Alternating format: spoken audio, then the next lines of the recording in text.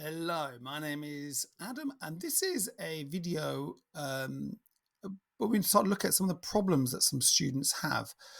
A lot of the work that I do with students is about identifying the core problems that they are experiencing in English, and then trying to go deeper into the reasons or why the dynamics behind the problems. So, for example, some people might say, I don't really understand listening. And then we would go deep into, well, why don't you understand the listening? And I feel that this approach is more likely to bring results. I mean, the deeper we go into why something is happening, the more effective in fixing the problem and doing exercises that would really help that specific problem, rather than just say, oh, don't worry, just do more listening and it will go away. I really don't want to say that to students. I really think that's bad advice. People don't have this time just to do hours and hours of listening. I think there was always a possibility of finding a bit more focus and resolving something that's probably the main problem. So, and one very, very common problem for people is actually students, I don't understand spoken English. So, and in reflecting on, in terms of not understanding spoken English, I think there are three main considerations. And you reflect on your experience, you probably will have a little bit of each, but maybe one of them is a bigger area to focus than the other two. So let's have a little look at this. So there are the written form of what was said, the sounds of what was said, and the speed of the speaker. So let's have a look. So we've got the written language, the sounds of the language, and the speed of the language. Note that sound and speed are not the same thing, and we're going to come back to that in a minute. So the first level is written language. If this is the question, okay? If we were to remove the sound and the speed of what was said, and if you were just to read that language that you were listening to, and you didn't understand it, that language, then your problem is vocabulary and phrases, isn't it? It's nothing to do with spoken. You just don't know those words. You don't know enough of those words to understand what's happening, okay? Vocabulary, now that could mean simple words, okay? A single word, a single adjective, okay, maybe. But it can also mean some fixed and semi-fixed expressions. These are like phrasal verbs or idioms or particular grammar structures. You just don't know what they mean. Okay, so the meaning of the sentence is lost on you. But vocabulary could also, especially in spoken language, be about references to culture. And this is massive. So a reference to culture could be about food, people, celebrities, TV programs. Just think of someone talking about David Beckham or the Golden Girls or Snickers or Red Lemonade in Ireland. I mean, like, people, if you don't know what that is, it's going to be very difficult to understand the conversation, especially because cultural references are probably the point of the sentence. You might understand everything, but you don't understand that. You don't know what the person really means or is talking about.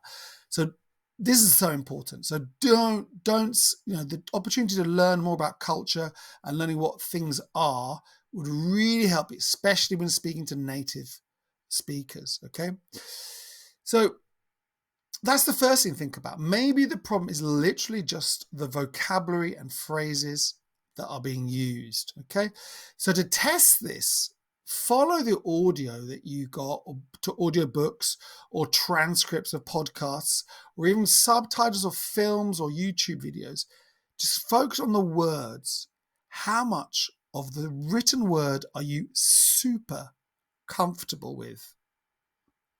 Okay, so how much of that written word that you're experiencing would you have no problem in understanding if you just reading it? So next is sound. So this is the idea. This is the question. If you were to hear the word or phrase on its own, would you know what was said? And these are words that you know, remember. So you know the word, but you don't know the sound of it. You passed the vocabulary written stage. So you're now saying, well, do I know that sound? Okay. So one way to think about it is this. In a way, our brains have kind of all these words on the shelves. Okay. And as we're speaking or reading, we're grabbing these words. And the more we do it, the stronger the connection is, the electric impulse to grab these words. Okay.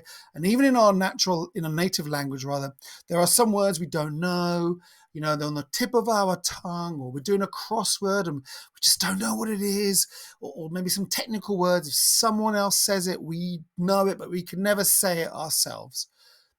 Well, this is the same for the sound version as well. We have a kind of a sound dictionary in our head. And when someone says the sound, we have to grab the word. But if we have the wrong sound for the word, we can't get it. I'll give you a good example with the word called with an A. So I say to someone, yeah, I'm called Adam. They might think cold. You are cold? No. I'm called Adam. Cold? No, called. You are called Adam. Basically, the person here, the student, has the wrong sound given to that word. They know the word, but they think the sound of the word is different from the way they have in their sound dictionary. What if this is your problem? If you're experiencing this, you need to practice connecting sounds to the written words. You need to give a sound to all these words you know, okay?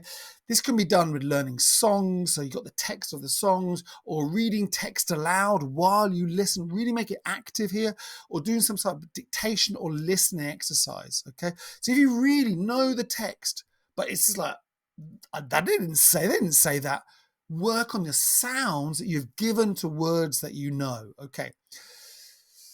Another option actually to help with sounds is actually working with a teacher on pronunciation, because often if the way you will pronounce the word with the sound that you think it has. So if you get a lot of words incorrect, not mechanically, but just in your head, the wrong stress or the wrong sounds itself, then possibly that could help you a lot working on your pronunciation. And finally, we have speed. Now, speed is different than sound when you talk about connected speech. Connected speech is things like, did you, could you, is it, what's happening. These are actually sound issues. The phrase has its own sound, not just the individual words, and you don't know the sound of that. It's not a speed thing. Speed is something a bit different. Speed is a processing problem.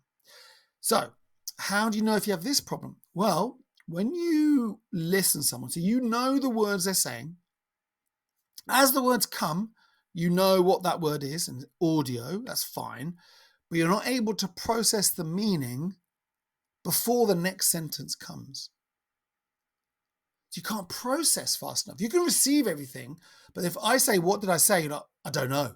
I understood everything, but I don't know what you said. That's kind of a processing problem. And I often think of this problem in films. For example, you're watching a film, you're super happy, you're watching the film, it's really good.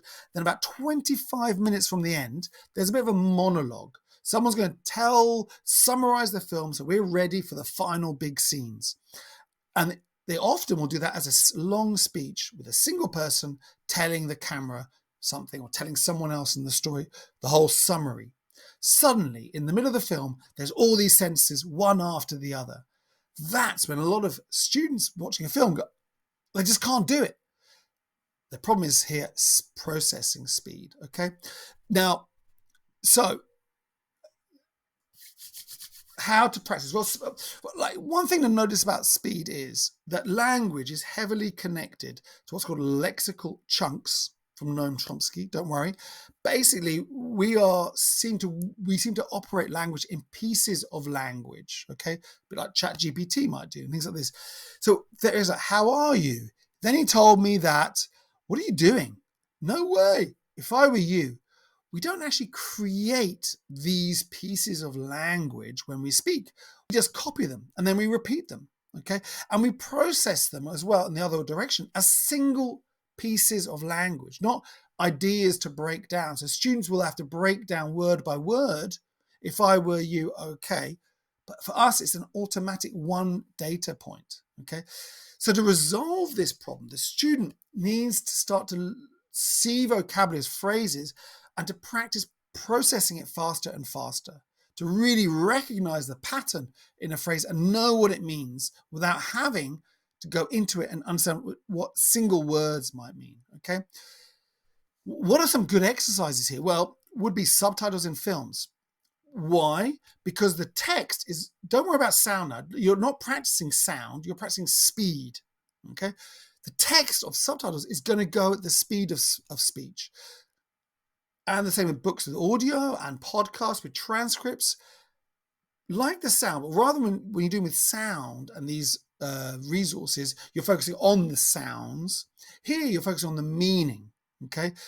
So you're really trying to make sure that as the ideas come through, you're able to say, yeah, I know what he's saying, I know what he's saying, I know what they're saying. Okay. So in summary, you will have problems in all these three elements. That's completely normal. And with different people and in different situations, you're going to have different problems. This is another thing to think about. Are there situations or people that cause you more problems? Is it a particular accent? The sound issue here. Is it a Scottish accent or an accent from Canada that you just don't understand? Is it a particular written area? Is it like, I don't understand when they're talking about cooking or football or something like that? Okay. Is it certain speeds that are very difficult? I can understand presentations, but I can't understand TV shows or fast talk in social occasions. Think about all these. Try to isolate what are the biggest areas you can work on, choose one of them, and look to do exercises that are going to practice that. Okay. I hope that was useful if you have a problem understanding spoken English, and I'll see you in the next video. Take care.